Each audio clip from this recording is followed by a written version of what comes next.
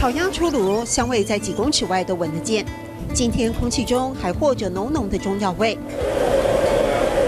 小茴香、花椒、肉桂、当归、川穹等13种药材陆续炒出一大锅。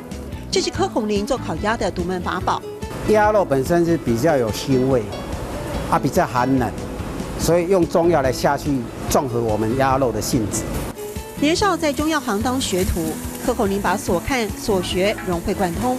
研磨的粉末填入鸭子肚子里，加入米酒，烤过鸭肉会特别香。而鸭肉肉质鲜美的诀窍，最关键还是要新鲜。柯红林只用有卫生屠宰证明的温体鸭。这个鸭子都是温体的，都是软的，不是硬邦邦的来退冰的，那个吃起来的口感就茶茶的。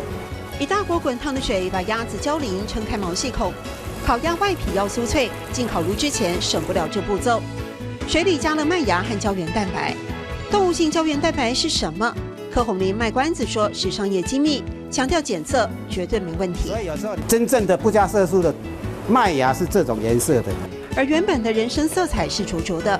柯红林曾经开计程车卖炸鸡做建材，尝过苦涩的欠债滋味，最后决定以烤鸭重新出发。很谢谢太太不离不弃支持他，日复一日在重复的劳力工作中展现包容坚毅。亚条路很刚掉，错啊，可是嘿，我说这工作真不轻松啊。对啊，确实是，对不对？夫妻同心，以烤鸭拼出30年不坠的口碑。柯红林更爱惜羽毛，最好品质从未出包，要让消费者吃到美味，也吃得安心。以独特的烤鸭风味受欢迎，柯红林很开心，但他更感到骄傲的是，30年一路走来，能够守住安全和品质。亚条路很刚掉，错啊，可是嘿。亚条路很啱掉，错啊，確實係。